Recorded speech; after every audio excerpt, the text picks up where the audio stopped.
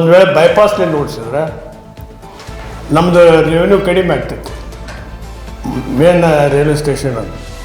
ಯಾಕಂದ್ರೆ 16 ಗಾಡಿಗಳು ಹೋಗೋದು ಬರೋದು ಒಟ್ಟು 20-30 ಗಾಡಿ.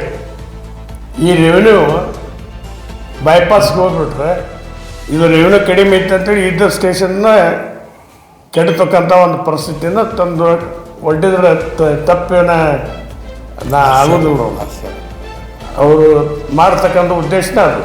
ಒಟ್ಟು ಗದಗ ಬೆಳಿಬಾರ್ದು ಮತ್ತು ಗದಗ ಇದೊಂದು ಪ್ರವಾಸಿ ಕೇಂದ್ರ ಜೊತೆಗೆ ಜಿಲ್ಲಾ ಕೇಂದ್ರ. ಈ ಕಡೆ ಬಾಗಲಕೋಟ್, ಈ ಕಡೆ ಮುಂಡ್ರಿಗಿ, ಈ ಕಡೆ ಕೊಪ್ಪಳ ಎಲ್ಲ ಜಿಲ್ಲೆಗಳಿಗೂ ನಮ್ಗೆ ಸೆಂಟ್ರ್ ಪ್ಲೇಸ್ ಇರೋದ್ರಿಂದ ನಮ್ಮ ಭಾಗದ ಪ್ರಯಾಣಿಕರಿಗೆ ಅನುಕೂಲತೆಯನ್ನು ಒದಗಿಸ್ಕೊಡ್ಬೇಕು. ಲೋಕೋಮೋಟಿವ್ ಟ್ರೈನ್ಸನ್ನು ಓಡಿಸ್ಬಿಟ್ರೆ ಸಮಸ್ಯೆ ನಮ್ಮದು ಸಮಸ್ಯೆ ಬಗೆಹರ್ತೈತಿ.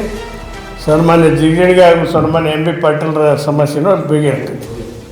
ಈ ನಿಟ್ಟಿನೊಳಗೆ ನಾವು ಹೋರಾಟಕ್ಕೆ ನಾವು ಹಂತವಾಗಿ ಮಾಡ್ತೀವಿ. ಬುಧವಾರ ದಿವಸ ಅಂದರೆ 5ನೇ ತಾರೀಕು ರೈಲ್ವೆ ಮಿನಿಸ್ಟ್ರ್ ಅಪಾಯಿಂಟ್ಮೆಂಟ್ ತೊಗೊಂಡ್ವಿ.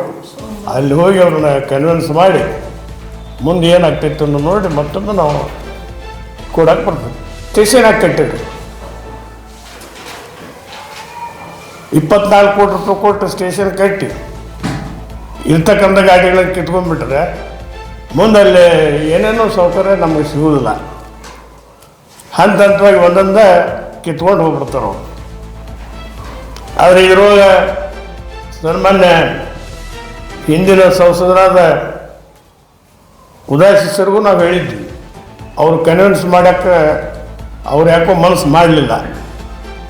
ಇದಕ್ಕೆ ನಾನು ಈ ಮೂಲಕ ನಮ್ಮ ಭಾಗದ ಸಂಸದರಾದ ಬಸವರಾಜ ಬೊಮ್ಮಾಯಿ ಅವರಿಗೆ ಹಾಗೂ ನಮ್ಮ ಜಿಲ್ಲೆಯ ಉಸ್ತುವಾರಿ ಸಚಿವರಾದ HK ಪಾಟೀಲ್ರಿಗೆ ಮನವಿ ಮಾಡ್ತೀನಿ. ಅವರು ಕೈ ಹಾಕಿ ಇದನ್ನು ಯಾವುದೇ ಕಾರಣಕ್ಕೂ ನಮ್ಮ ಗಾಡಿಗಳನ್ನು ಕಿತ್ಕೊಂಡು ಹೋಗದಂಗೆ ವ್ಯವಸ್ಥೆಯನ್ನು ಮಾಡಬೇಕು ಅಂತ ತಿಳ್ಕೊಂಡು ನಾನು ಆಗ್ರಹಪಡಿಸ್ತೇನೆ.